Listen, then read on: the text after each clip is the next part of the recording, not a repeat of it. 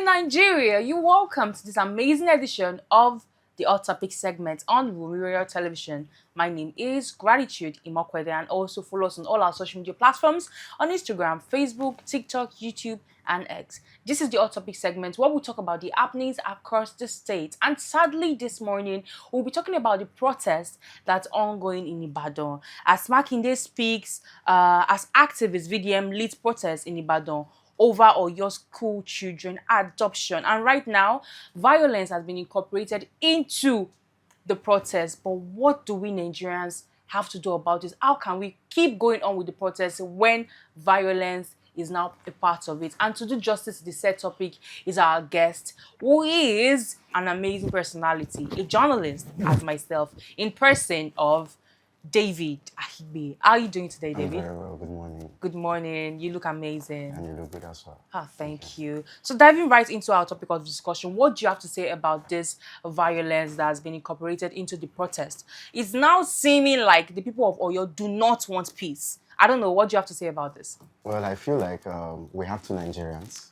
We have those that fight for peace and those that fight against peace. Because I don't see where that man comes to your state where he's not an individual of that state. It comes with peace and to advocate peace, and then there are certain people that are fighting against this peace. It means that this whole insecurity thing is becoming staged. There are people that are actually doing this thing for their own political gain, and they won't want this whole peaceful thing to spoil what they are doing. So that's practically what I'm saying here. Because if somebody else is coming to protest for peace, and then there are people that are fighting against that, that means there's something hidden. There's something in the basket that they don't want to open. So, like there's an hidden agenda. Of course. So, right? I mean, so many Nigerians have different perspective to what is actually going on because we are all confused. So right now, the bandits, I think it's almost 30 days or more that they have been adopted. And the bandits are demanding for the release of 15 of their leaders and also the implementation of Sharia law in Ibadan. But I mean, does this even mean that the government are going to heed to the demands of these bandits? I personally do not think so. Do you think the government are going to heed to this demands? Well, if bandits or terrorists are coming out to state what they want, I feel the government will, because these guys are already negotiating. They collect 10 million, 200 million from their victims. So what makes you think that the government will not want to release those guys? I feel like it's a stage play. Like I said before, it's a stage play. Now, the government or the military men, arrest or catch bandits or terrorists, and then they are putting them in the prison. What happened to the fact that I feel the law states that when somebody is unalived by a certain individual, the individual would also be unalived. Exactly. Yeah. So why are we arresting these guys and keeping them? What are we doing? And majority of them are saying they're taking them to rehab, and after some certain bring days, them bring back them back to the society. So all these things is just too wrong. So if these guys are asking for 200 million for them to release an hostage, they will. That's how it goes on. They will ask for something that we are not even supposed to give, and then the whole game is not going to be like, which one do you want us to do as the government? Get the children back and give them these people. Is as simple as that. They are not asking for money; they are asking for their own. So we are bringing these people back again to society. So what are the military really doing? What are they even doing? That's a very valid question.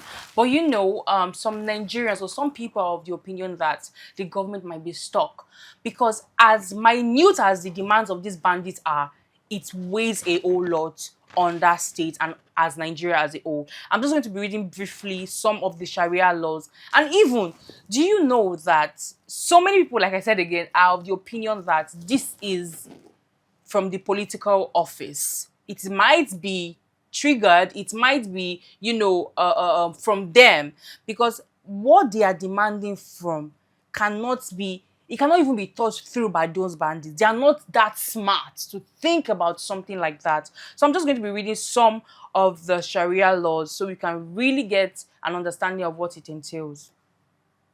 The first one is the direct prohibition, which is called the haram. It has a theological prohibition associating partners with God and blasphemy. Then the second one is dietary prohibition, consuming of pork, blood, animals, not slaughtered in the name of God, or any intoxicants and recreational drugs. So all of this will be prohibited if Sharia law is implemented in Oyo State. Financial prohibition, which is called riba, it is when there's charging or paying interest involving extreme risk or deception, gambling, and fraud. The next one is moral and social prohibition against murder, suicide, theft, physical assault, lying, backbiting, and practicing magic or sorcery. The next one is sexual prohibition, which is called zina. Any sexual relations outside of a valid marriage, including adultery and fornication, and also homosexual acts. The next one is the five pillars, declaring faith, called Shahada, and also paying annual alms tax to help the poor. If this is implemented, annual alms tax, like annual beggars tax, will be paid for the poor compulsorily. Now, the next one is family obligation. A husband must fully financially support his wives and children, and they must be taken care of, and aging parents must be taken care of by their kids. The next one is theft, which is called sarak, punishable by amputation of the hand, subject to strict poverty exemptions. The next one is highway robbery, called araba, punishable by execution, crucifixion, or exile, depending on the severity. The next one is adultery, called zina, punishable by stoning, fornication, false accusation of adultery, drinking of alcohol. So all of this and more, there's so many.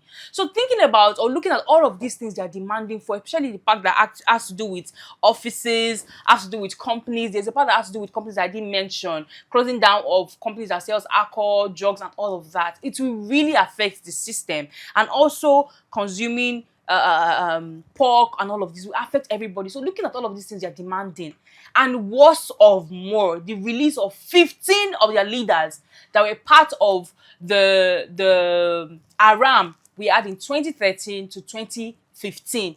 Looking at those things, it's a whole lot for the government. I think that is why it has been dragged for now. I don't know, my personal opinion and some of the opinion of Nigerians. But do you think it's actually wise to eat to the demands of these bandits and release those dangerous criminals into society? I want to ask you a question. So with all of these that they are requesting for, so the best part, the best thing they can do is to start terrorizing the country, kidnapping children. No? Because I feel like we want peace, we want security, we want good governance, we want good Nigeria. That's the reason why we are protesting. So what happened to them protesting for this? Instead of becoming terrorists, using arms and, making families cry and all of that. So if they want all of this, it's understandable. I know in the Muslim law, they don't eat pork.